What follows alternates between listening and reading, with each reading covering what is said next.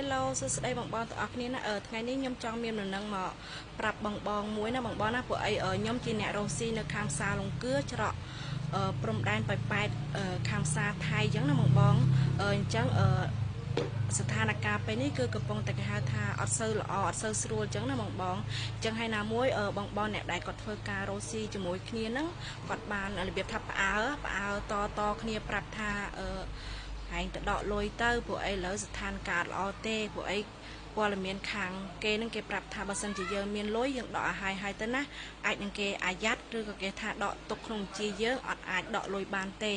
ហើយខ្ញុំនេះភ័យបងអើយខ្ញុំភ័យមែនតែនបងខ្ញុំក៏បានធ្វើការឲ្យប្តីខ្ញុំដប់ខ្ញុំទៅខាងកន្លែងគេកត់លុយអញ្ចឹងណាបងទៅដកលុយ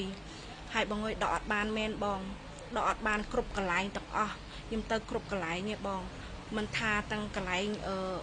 ផ្សារបេនតវ៉ាន់អាតាមផ្លូវកន្លែងណាដែលគេមានទូដកលុយគឺខ្ញុំដកអស់ហើយខ្ញុំដកអត់បានមែនបង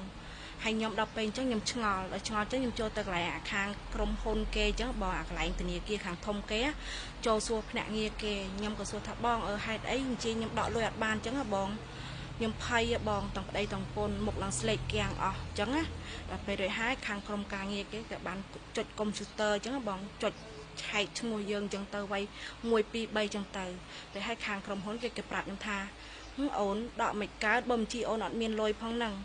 អញ្ចឹងដកអត់បានទេខ្ញុំធូរត្រង់បងអើយខ្ញុំភ្លេចថាបញ្ជីខ្ញុំអត់មានលុយអញ្ចឹងបងទាំងអស់គ្នាណាកុំភ័យបងណាដែលមានបញ្ជីដែលមានលុយបងទៅដកទៅណាដកបានធម្មតាទេតែខ្ញុំទេបញ្ជីខ្ញុំអត់មានលុយអញ្ចឹងសុំតណាបងទាំងអស់គ្នាស្រាតគ្នាផងថាបញ្ជីបើកដកបានធម្មតាទេ